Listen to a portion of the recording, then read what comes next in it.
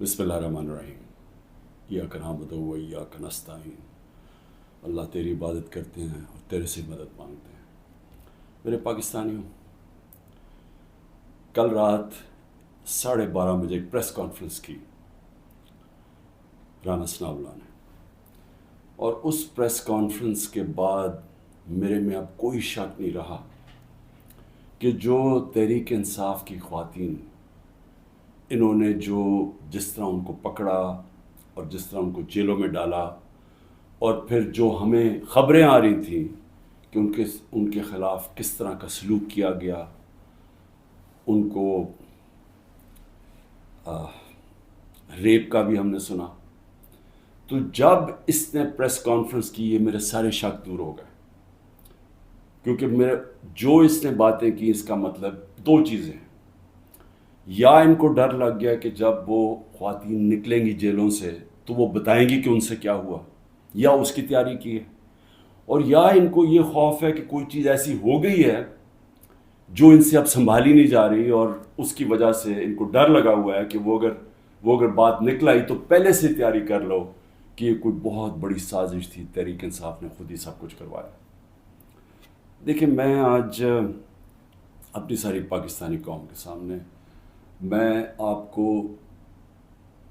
اپنی جتنی میری پولیٹیکل لائف ہے، اور اس سے پہلے بھی جو میرا تجربہ ہے پاکستان کو، اپنی قوم کو، ملک کے ساتھ ہی ہم بڑے ہوئے ہیں، کبھی عورتوں کے ساتھ یہ رویہ نہیں ہوا جو جب سے 25 مئی سے شروع ہوا، یعنی 1 سال سے پہلے کبھی میں نے اپنی زندگی میں پاکستان میں خواتین کے ساتھ ایسا سلوک نہیں دیکھا۔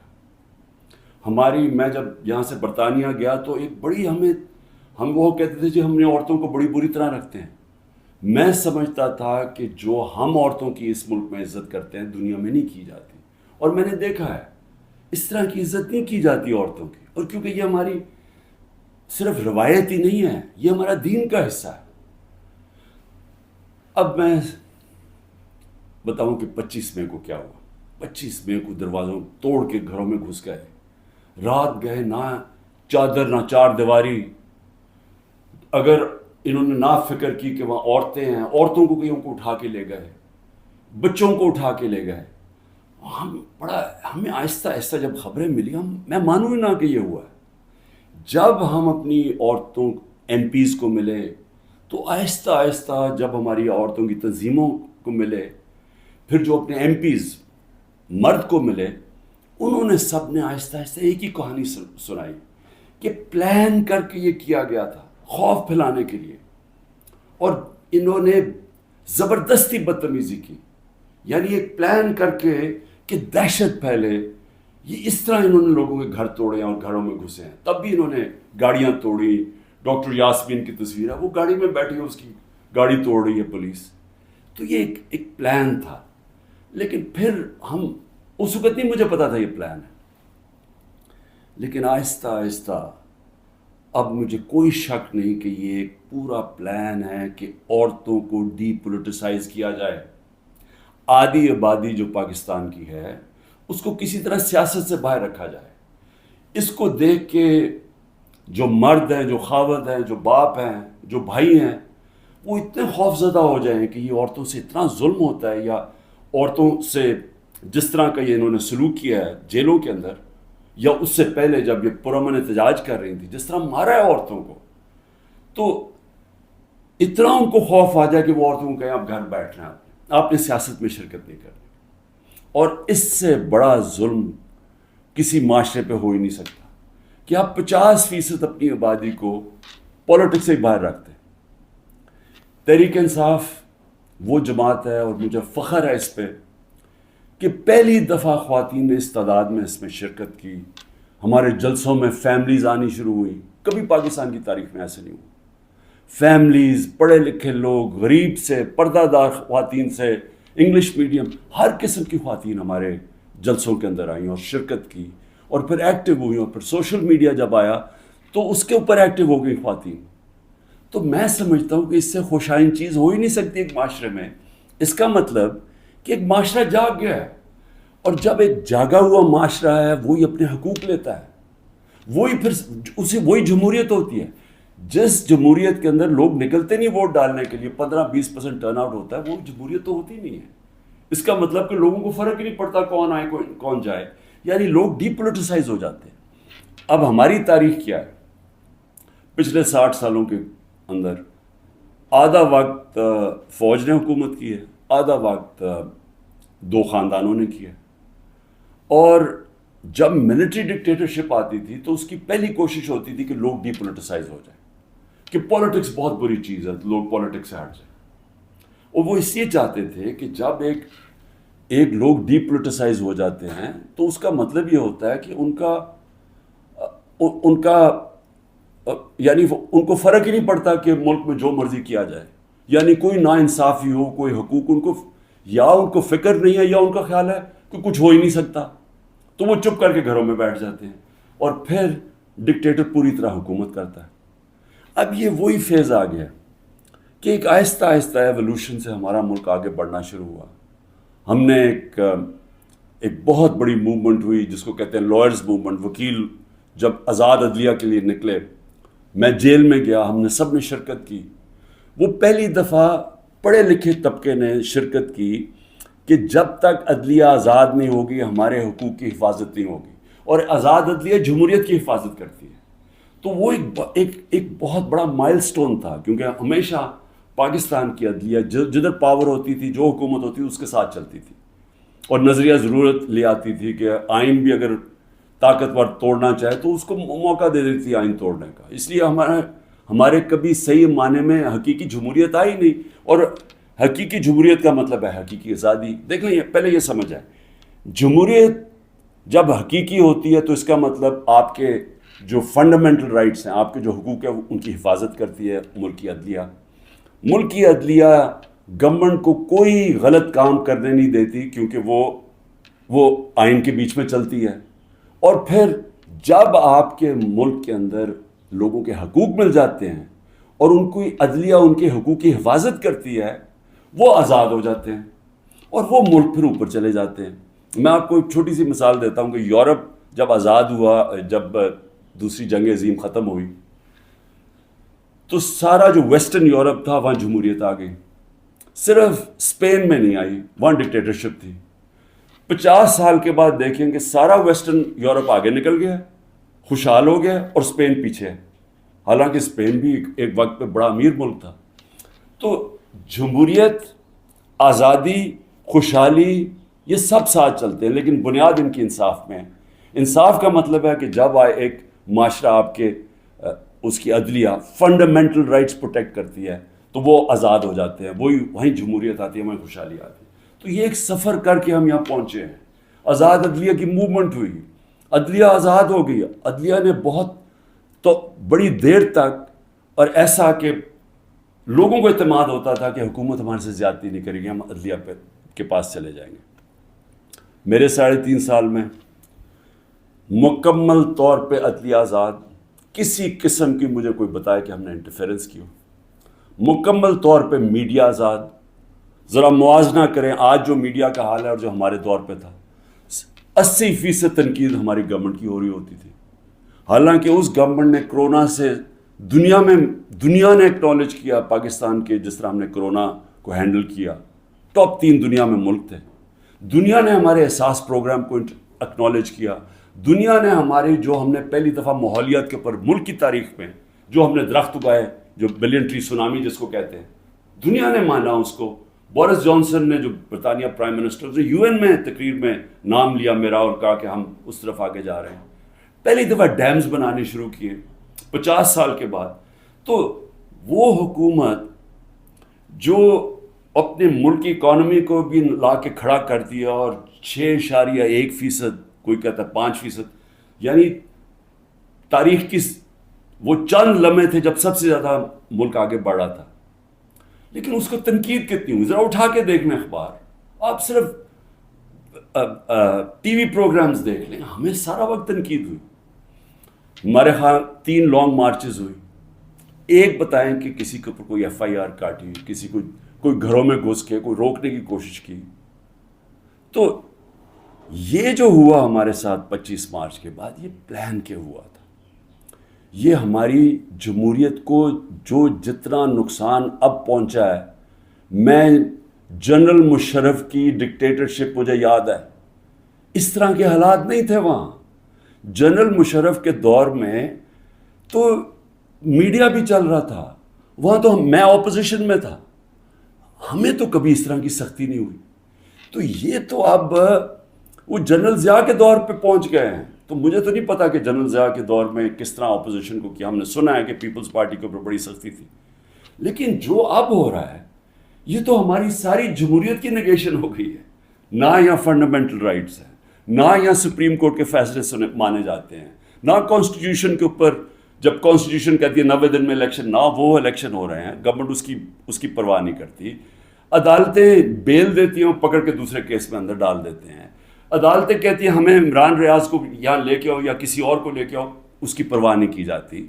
یعنی میڈیا کا جو منہ بند کیا ہوا ہے، جس طرح کے حالات آ جائیں، ٹیلی فون کیے جاتے ہیں، دھمکیاں دی جاتی ہیں. ہمارے جو لوگوں کو اب یہ توڑ رہے ہیں اور جو کہتے ہیں کہ جی میں تحریک انصاف چھوڑا ہوں، میں فوج سے بڑا پیار کرتا ہوں، ذرا ان سے ذرا چپ کر کے بیٹھ کے پوچھیں کہ ان سے کیا کیا ہے.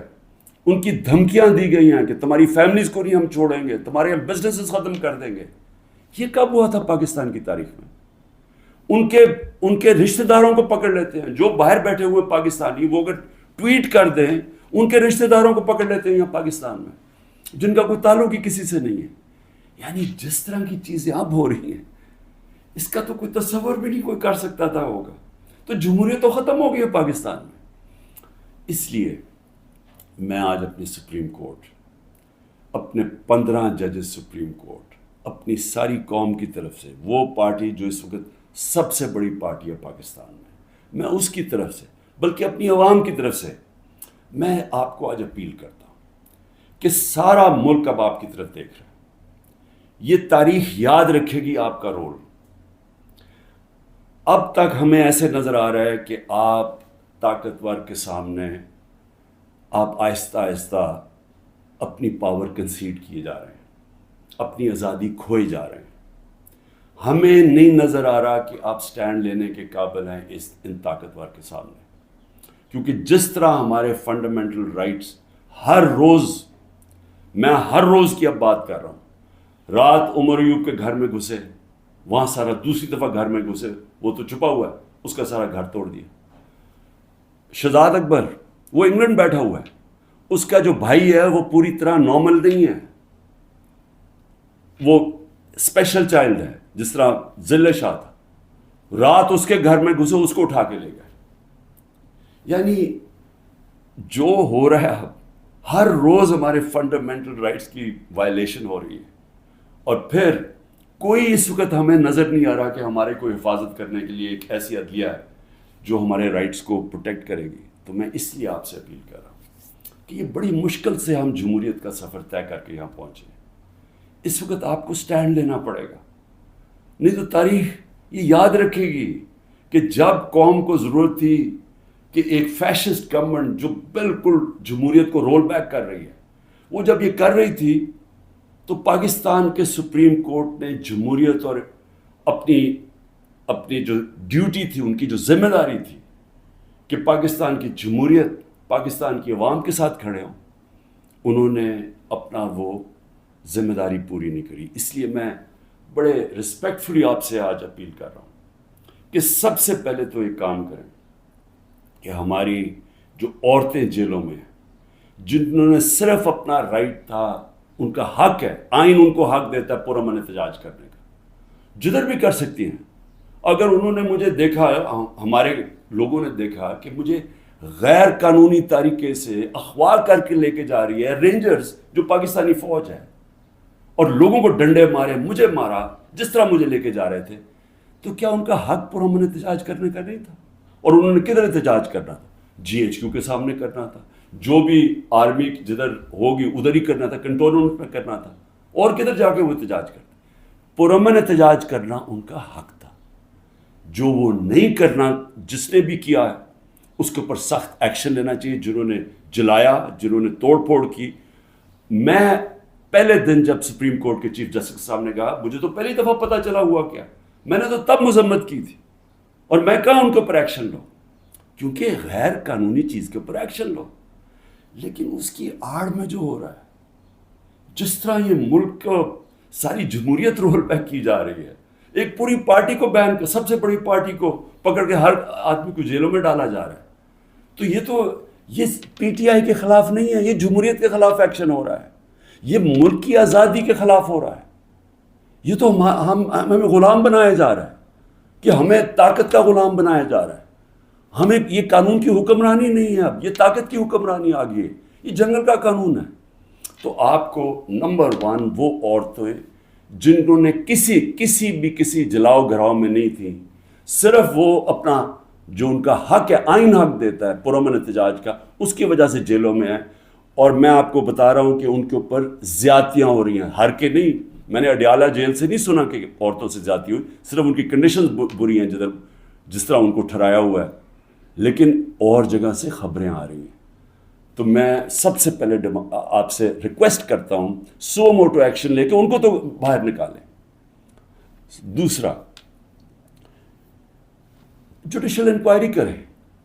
بھئی پتہ تو چلائیں کہ کس نے یہ جلاؤ گھرائی کیا ہے. ساری دنیا کے اندر اگر کوئی انسیڈنٹ ہوتا ہے، اس کے اوپر کوئی ایک انڈیپینڈنٹ انکوائری ہوتی ہے. گورنمنٹ نے تو سیدھا الزام لگا دیا ہے، کیونکہ یہ تو پہلے سے تیاری کر کے بیٹھے ہوئے تھے. ان کی تو پہلے سٹیٹمنٹ سن رہے ہیں کہ انتظار میں بیٹھے ہوئے تھے کوئی موقع ملے کہ تحریک انصاف کو کسی طرح میچ سے باہر نکالا جائے، کیونکہ میچ یہ کھیل ہی نہیں سکتے. لیکن عدلیہ کا تو کام ہے کہ کم از کم اس کے اوپر ایک انویسٹیگیشن تو کروائیں، پتہ تو چلوائیں کہ کون ذمہ دار ہے اس کا. اور آپ کی پوری مدد کریں گے ہم. جو ذمہ دار ہے میں آپ کو کہوں گا ان کو سزائیں دو. لیکن ساتھ ساتھ ہمارے مطابق 25 لوگ شہید کیے گئے، سیدھی گولیاں مار کے مارا گیا. اس کے علاوہ کئی 100 لوگوں کو گولیاں لگی ہیں.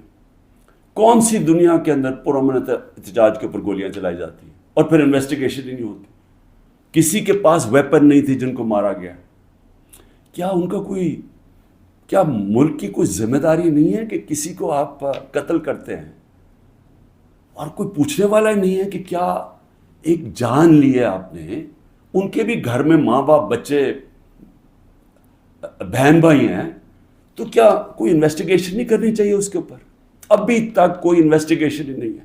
25 لوگ ہیں جس میں سے 18 ہم آئیڈینٹیفائی کر بیٹھے ہیں، باقیوں کو اتنے خوف زدہ ہیں، لوگ چھپے ہوئے ہیں، ان کے رشتہ دار ڈرے ہوئے ہیں بتاتے ہوئے. جو لوگوں کو گولیاں لگی ہیں وہ کوئی گھروں میں آئے ہوئے ہیں، کیونکہ انہوں نے ہاسپٹل سے جا کے ان کو پکڑ لیا. جن کو گولیاں لگی ہیں ان کو جا کے پولیس نے ان کے اوپر کیسز کر دیے. یہ خوف کی فضا ہے. تو کم از کم ایک جوڈیشل انکوائری میں دونوں چیزیں ہوں. جنہوں نے غلط جلایا اور کور کمانڈر کا گھر، ایکشن لے ان کے اوپر. اور جنہوں نے جن لوگوں کو پرامن احتجاج کرتے ہوئے گولیاں ماری ہیں، ان کے اوپر بھی تو اس ملک قوم کا حق ہے پتہ چلوانا کہ کون قصوروار ہے.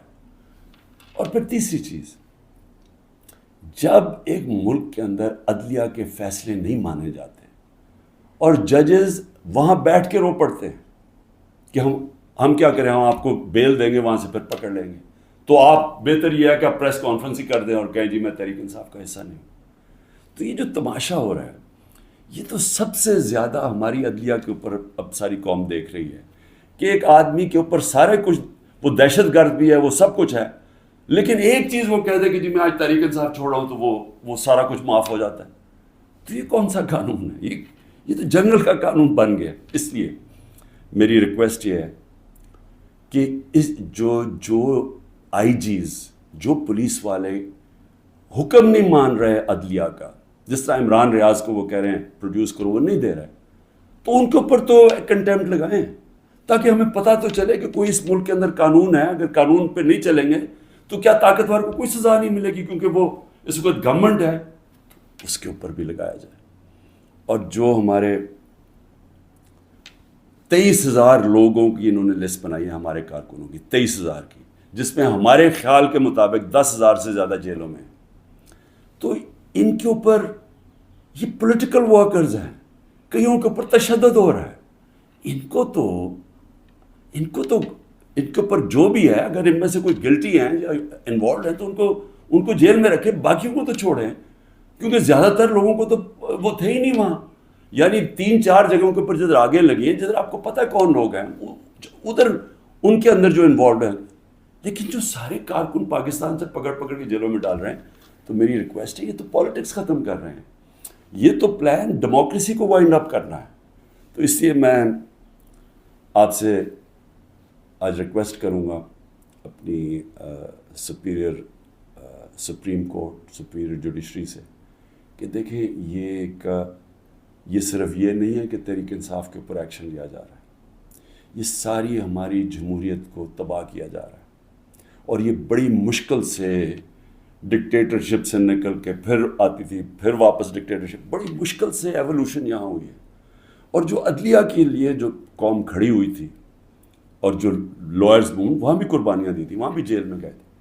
تو وہ اب اگر ادھر آ کے واپس ہم نے چلے جانا ہے وہ سیاہ دور کے اندر، یہ جو دور مشرف سے بھی برا دور ہے، تو اس کا مطلب کہ ساری جو قوم کی کوششیں اپنی جمہوریت اور آزادی کی طرف سفر تھا اور رول آف لاء کی، وہ تو سارا رول بیک ہو رہا ہے. اس لیے آپ کی طرف ہم سب دیکھ رہے ہیں. آخر میں گورنمنٹ کو ایک پیغام دینا چاہتا ہوں کہ دیکھیں، اپنے آپ کو ٹائم دے دیں. آپ نے 2 ہفتے لینے ہیں، 3 ہفتے لینے ہیں، جتنے لوگ توڑنے ہیں آپ اس ٹائم میں توڑ لیں. اور جس ریٹ پہ جا رہے ہیں، کافی لوگ آپ نے توڑ لیے ہیں اور کافی اور بھی ٹوٹ جائیں گے جو کہیں گے کہ جی ہم اپنی فوج کے ساتھ کھڑے ہیں اور ہم آج تحریک انصاف کو چھوڑنا، بڑا ظلم ہوا 9 مئی کو. وہ تو ہم ساری کہہ رہے ہیں کہ 9 مئی کو جو بھی توڑ پھوڑ ہوئی، ہم سب اس کی مذمت کر رہے ہیں، ہم بھی سارے اپنی فوج کے ساتھ کھڑے ہیں، وہ تو ہم سب بھی کہہ رہے ہیں. لیکن تحریک انصاف کو ہم چھوڑ رہے ہیں. تو جتنوں کو بھی چھڑوانا ہے، میری آپ سے ریکویسٹ یہ ہے کہ ٹائم فریم دے دیں، کیونکہ ملک تباہی کی طرف جا رہا ہے، اکانومی نیچے جا رہی ہے. اس وقت پاکستان رہنے کے قابل نہیں ہے عام لوگوں کے لیے، تنخواہ دار طبقے کے لیے. تو اپنے آپ کو ٹائم فریم دے دیں، 2 ہفتے 3 ہفتے، اس کے بعد پھر الیکشن اناؤنس کر دیں. جب آپ سمجھیں کہ آپ نے تحریک انصاف سے اتنے لوگ توڑ دیے ہیں کہ اب وہ الیکشن لڑنے کے قابل نہیں ہے، پھر الیکشن اناؤنس کر دیں. ملک کو تو نکالیں اس دلدل سے، پھر دیکھ لیں کہ پاکستانی عوام کیا فیصلہ کرتی ہے.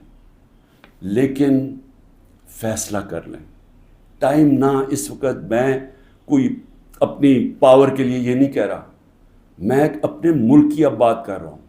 صرف عمران خان کو باہر رکھنے کے لیے اس ملک کو تباہ نہ کریں. اس ملک میں صرف جن لوگوں کا جینا مرنا یہاں ہے، وہ اس وقت ان کے لیے مشکل ہو گیا ہے رہنا.